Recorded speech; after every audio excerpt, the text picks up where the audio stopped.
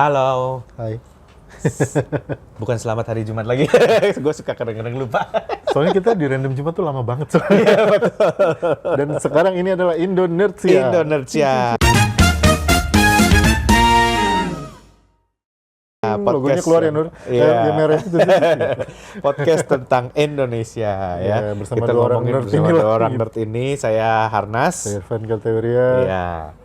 Nah, kita akan membahas satu hal yang menjadi topik favorit kita. Kata teman-teman yang dengerin podcast Random Jumat dulu, Pak Harnas sama Pak Irfan kalau bingung mau ngomongin apa, pasti larinya kuliner. Karena Ya kita semua itu kan sebenarnya sama seperti kehidupan kita sehari-hari. Kalau lu di rumah dan lu bingung mau ngapain, Netflix buka tutup, nggak ada yang ditonton, yang lu lakukan apa? Buka kulkas. Iya. Dan lu ngapain buka kulkas? Ya nggak mungkin ngadem dong, pasti cari makanan. Iya, ada gue selalu bilang kalau teman-teman sales nih yang suka ketemu customer harus tahu makan enak. Sebab kalau ketemu customer bingung mau ngomong apa, Bapak udah nyobain soto. Langsung bisa habis itu berangkat ke tempat saja gitu ya. Makanannya itu harus Jadi tahu kalau mau makanan. tahu tempat-tempat kuliner yang enak tuh sebenarnya tanya sama orang-orang sales yang suka keliling. Iya, betul. Gue ketemu orang ke Pulau Gadung gitu, terus gue bilang, dari mana Pak?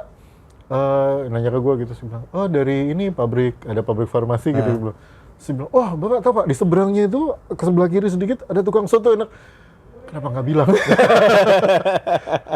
Gue udah makan tadi. Iya. Nah, ini tema kita sekarang ini adalah kuliner, food review. Oh, Nah, reviewnya. Review Oke. kuliner. Jadi belakangan ini ada yang cukup viral, Van. Kemarin ada satu food blogger di ban sama satu warung rawon. Gara-gara dia rawonnya kurang hitam katanya. Jadi tolong ditambahin kecap atau gimana gitu. Tolong ditambahin apa gitu. Gue kayak Ya. nonton itu. Iya, jadi Lewat di timeline gue itu. ada beberapa kali Yang dia bilang togenya rasanya langu karena sepertinya masih mentah. rawon memang mentah. Togenya yang mentah. Kalau dia ke Bogor, ya dia makan toge goreng, dia akan protes kenapa togenya nggak digoreng tapi direbus. Itu bisa mateng. Toge goreng itu direbus, teman-teman. Iya. Jadi belakangan ini banyak food reviewer ya, Iya.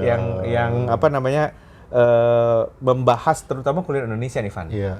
Kalau gue menganggap ini sebagai, karena gini, kalau lu mau membahas mengenai keju, ya, lu misalnya datang ke restoran Perancis gitu ya, terus lu nggak tahu apa-apa nih, tuh kasih tahu ini apa, lu catat aja namanya, Iya. Camembert, nah, ini Gruyère, terus ini apalagi satu lagi apa, misalnya Grana Padano gitu. Lu mau nge-review tentang itu sampai rumah lu Google aja, Gruyère, dapet tuh, diproduksi di Swiss, ini ono gitu kan. Satu lagi apa? Caprice gitu. Oh, Camembert apa berasal dari daerah Caprice di sini gitu. Tapi lu makan ke Salatiga, Mbah Rakinem, terus dia bilang ini tempe semangit. Lu Google tempe semangit, Yang keluar nama gue itu. Yang keluar nama lu. gue pegang paten sama penelitian gue banyak. Keluar nama gue kalau lu sama Maria. sama Maria. Nah, itu memang apa ya?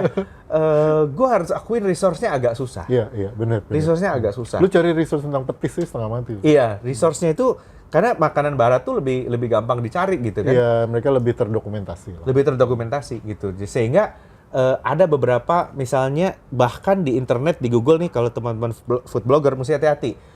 Ada beberapa informasi kuliner yang di internet di copy paste tapi salah. Betul. Banyak salah. Banyak banget gitu. Banyak banget. Ya. Ada yang sejarahnya ternyata begini Iya. di copy paste tapi kalau dilacak itu salah. Itu. Gitu. Itu ada satu teman dosen gue namanya Pak Muzi. Itu salah satu hobinya dia kalau lagi iseng itu witch hunting gitu. Dia hunting informasi yang tentang makanan Indonesia yang sampai ke akarnya, dan sebagian besar yang dia temukan memang either tidak punya dasar atau dimulai dengan sebuah statement dari seseorang aja gitu. Iya. Gitu. Kayak misalnya apa ya dulu yang apa ya misalnya asal usul nama ketoprak misalnya. Wah, ketoprak tuh ini dicari nggak ada gitu landasan saintifiknya. Iya, ketoprak Gitu. itu agak-agak bingung. Ada misalnya ketupat gitu ya, yang ngaku lepat atau apa Iya, gitu ya. nah itu kayak gitu Padahal ketupat tuh sejarahnya jauh sekali, bahkan di zaman Hindu Indonesia pun sudah ada ketupat. Buktinya di Nah, Bali itu ketupat yang ada upacara yang betul. pakai ketupat kan. Jadi bukan sekedar apa namanya singkatan dari sesuatu gitu ya. Kayak gitu-gitu. Yang satu hal yang gua biasanya suka tentang adalah karena gua melihat sendiri adalah asal usul cuanki. Oh iya, betul. Cuanki itu katanya cari uang jalan kaki Wah, gitu ya. itu. No. Gua itu lahir di daerah Bandung Barat ya, dan memang ada gerobak yang jual batagor, basically batagor batagor kering, ya awalnya, batagor yang kering. digoreng itu, Terus yang namanya cuanki memang. Pusatnya di Ciamis, kalau nggak Cimahi. Jadi kan deket tuh ke Iya. Bandung Barat. Jadi gue suka lihat gerobaknya. Oh. Namanya memang pusatnya di Cimahi ya. Cimahi, makanya. kan dia dekat ke Bandung Barat kan, gue di Pajajaran daerah barat gitu. Jadi- itu banyak yang gerobak-gerobak cuanki. Sekarang memang udah nggak ada. Dan memang Gitu. kalau di Twitter ternyata memang benar bahwa di Twitter tuh ada The Princess of Cuanki, Teh Debbie Permata. Kenapa? Orang Cimahi. Oh, orang Cimahi. Wah, Emang dari sekarang Cimahi? terjelaskan gitu. Itu Bahwa dari memang itu Cimahi. asal usulnya. Jadi mungkin Si Cuanki Cuanki sudah itu di Cimahi, tercetak di iya. DNA-nya Iya, dia. sekarang gitu. yang terkenal Jalan Serayu, tapi udah Iya, nggak ada Serayu. hubungannya dengan cuanki gerobak karena apa yang disajikan tuh udah beda gitu sebetulnya ya. Tapi ya asal cuanki gue lihat gerobaknya itu, gue masih lihat gerobak cuanki itu. Betul. Jadi memang dulu ada orang penjual batagor namanya cuanki gitu Iya, kan, iya. yang Mereknya kemudian cuanki gitu. dari aci itu digoreng, akhirnya jadi satu jenis makanan terus namanya dikuahin, cuanki, dikuahin gitu. Iya, Jadi iya. Kayak gitu-gitulah. Itu banyak tidak yang terdokumentasi dan banyak dokumentasi di internet yang ngaco gitu. Iya, Tidak banyak. berdasar lah gitu. Iya. Selain rawon, lu inget apa lagi Van yang Review review, waduh, kayak kalau review sekarang banyak itu ya, banyak banget sih ya. Susah soalnya sekarang bedain antara food reviewer, food vlogger, sama apa ya, istilah gue cuman dokumentasi makan aja gitu. Iya, oke. Jadi tidak mereview, hanya dokumentasi makan aja. Nah, gua baru inget nih, gua lagi nonton di Netflix, teman-teman boleh nonton juga. Itu film Korea, Van. Namanya Culinary Class Wars. Oh, Culinary Class Wars. Nah, lu Ya. nonton nggak? Gua nggak nonton. Lu belum Tapi nonton gua ya? denger Lu ceritanya. nonton. Lu pasti suka itu. Karena itu ya, kayak pertandingan masak gitu.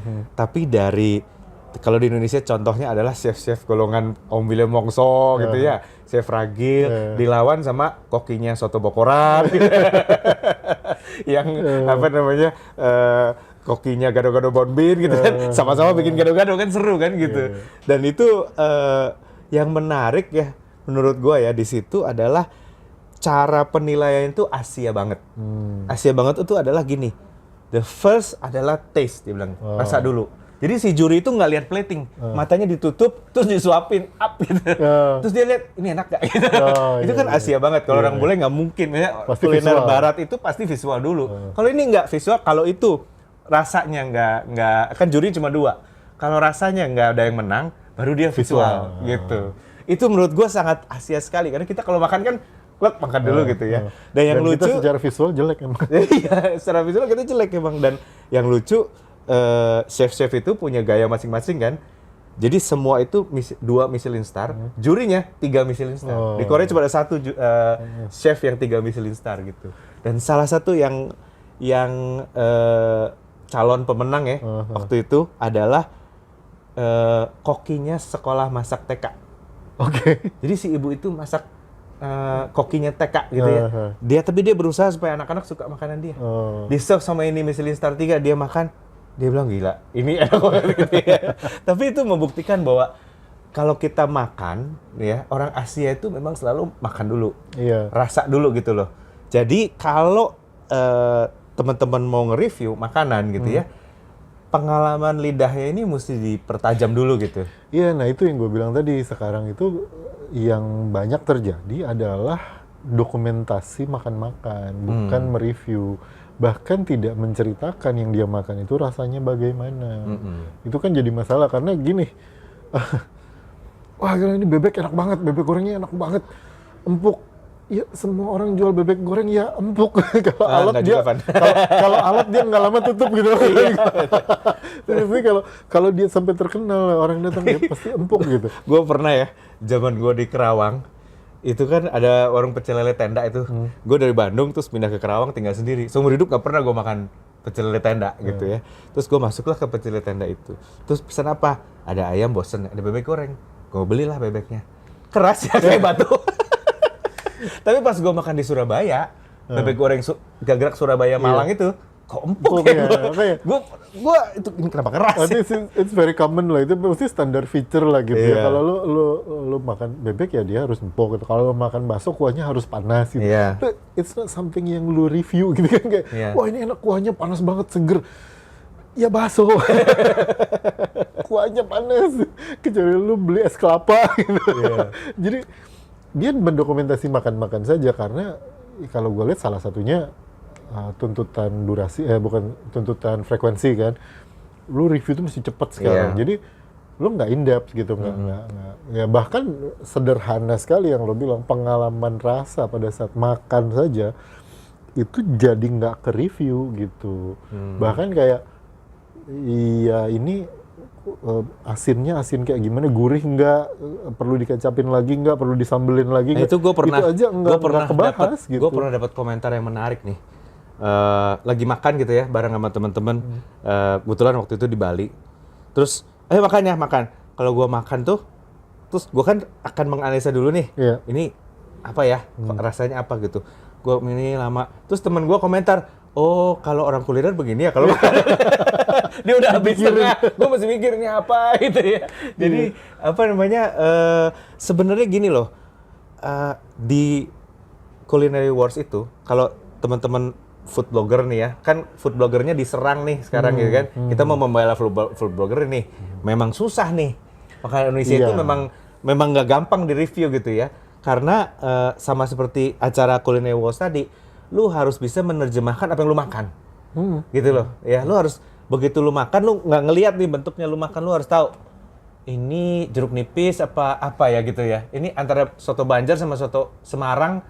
Soto Semarang kan ada bawang putihnya. Gini. Lu harus bisa deteksi itu waktu lu makan gitu. Waktu lu masukin ke mulut. Makanan Asia mau nggak mau begitu. Nggak bisa apa namanya. Jadi lama kan kita harus makan itu. Ini apa ya? Waktu acara Culinary Wars begitu makan dia bisa tebak. Ini sausnya ini ya. Ini bahannya ini ya. Ini bahannya itu ya gitu. Itu menarik. Itu mungkin orang bule agak bingung gitu. Iya, nah dia diperparah dengan informasi tentang makanan Indonesia yang susah itu nyarinya dan di-push dengan frekuensi yang sering, ya itu akhirnya memang gue sih ngerasa pengetahuan kuliner beberapa atau sebagian, mungkin gue berani lah bilang sebagian besar vlogger yang gue nonton, food vlogger yang gue nonton itu memang nggak sekomprehensif itu gitu. Itu dan itu sayang banget karena gini, dengan lu frekuensi tinggi, artinya kan lu punya pengalaman lebih dari kita-kita yang enggak gitu ya. Betul. Artinya gini, lu nge-review, hari ini lu nge-review soto, besok lu nge-review soto yang lain, besok lu nge-review soto yang lain. Paling nggak kan lu udah bisa bandingin nih 3 jenis soto. Pada saat lu di tempat ketiga, lu tuh udah bisa bilang, dibandingin soto yang kemarin, which is soto Semarang, dibandingin dengan soto yang sebelumnya lagi, which is soto Kudus, yang ini beda. Bedanya ada di sini. Itu tidak dilakukan. Itu yang gua sedihnya kalau nonton food vlogger tuh itu sebenarnya. Zaman dulu sekali, saya sama Irfan pernah jadi panitia tur kuliner ke Bandung ya. Yang menurut gua itu salah satu program yang sangat resourceful gitu. Kita bukan pernah. Di situ kami ketemunya. Iya, di situ. Iya benar ya. Di situ kita ketemunya, benar juga ya. Di situ kita ketemunya. Ini dari komunitas Jalan Sutra kan dengan yang Pak Bondan, karena kami berdua anggota komunitas Jalan Sutra. Waktu itu kita mengadakan Batagor Battle. Jadi Batagor di Bandung itu Kingsley, Riri, sama Aboy. Ya, kita beli tiga-tiganya, kita serve tiga-tiganya, terus kita cobain. Apa bedanya nih? Kingsley, Aboy, sama Riri gitu ya. Ada satu yang lebih kuat bumbu kacangnya. Ada satu yang lebih kuat rasanya. Ada satu yang lebih adonannya lebih lembut gitu kan. Ini dan sebagainya. Kita juga pernah bikin misalnya lumpia Semarang, gue juga inget tuh. Lumpia Semarang kan ada Mataram, Gang Lombok. Baklin, sama Gang Lombok. Kita beli tiga-tiganya, jajarin terus disip satu-satu. Karena kadang-kadang kalau kayak lu bilang ya mau membandingkan soto dengan soto, itu tuh harus waktunya harus berdekatan gitu. Kalau nggak lu lupa. Iya, Gitu. iya benar. Dan itu kita pernah ini namanya battle ya, Van ya. Waktu itu kita sampai sekarang gue inget tuh kesimpulannya dari itu dan nggak berubah ya, sekarang masih gitu. Ada yang enak bumbunya, Iya. jadi masing-masing beda gitu. Jadi kesimpulannya waktu itu batagornya yang enak yang A, bumbu kacangnya yang enak yang B, tapi paling enak kalau dikecapin pakai kecap yang Iya C. betul. Masing-masing punya kekuatan sendiri-sendiri loh ya. Waktu itu masing-masing semua kalau dibandingin pasti begitu. Lumpia Semarang juga ada Iya. yang enak kulitnya, Iya. ada yang enak isinya, Ada yang enak enak sambalnya. kombinasinya, gitu. Ya kombinasinya. Jadi, nah kita memahami bahwa sekarang banyak yang lemah reviewnya. Iya, iya. Tapi ada tekniknya nggak sih Van nge-review makanan? Kayak harusnya mah ada ya. Ada ya. Paling nggak, ya itu tadi gue bilang, paling nggak kan pengalaman. Cuman kadang pengalaman kan ya bablas aja gitu. Nah gini, Gitu. kita episode berikutnya kita bahas mengenai pengalaman kita gimana sih bisa oke. belajar Siap, nyicipin siap. makanan Siap, ya. siap. Oke, buat yang tekniknya bagaimana gitu loh ya. Nah, nanti kita akan saksikan di episode berikutnya. Saya Harnas. Saya Evan Kategoria. Bye. Foto-foto, lu makan-makan aja sih, ngapain difoto dulu? Jangan cuman difoto, dibahas sekalian. Iya, betul. Lu beli cheesecake, lu beli klepon, lu beli putu onde-onde, lu beli bakso, mie ayam, sambil makan. Lu bingung kan mau bahas apa gitu, masa mau bahas masa depan terus kan pacaran nggak mungkin gitu. Ya udah lu bahas mie ayamnya gitu. Iya. Apa sih syaratnya jadi ahli makanan Indonesia? Ya kan? Iya. Resource-nya susah, bukunya nggak ada, dicari di Wikipedia juga nggak ada. Iya. Apa sih syaratnya kalau mau jadi jago makanan Indonesia seperti Pak Bondan? Pak Bondan sendiri menjawab apa? Nyicip. Udah, sana Itu pergi. saja. Nyicip Pergi sana aja. datengin icip dah. Betul. Gitu. Nyicip.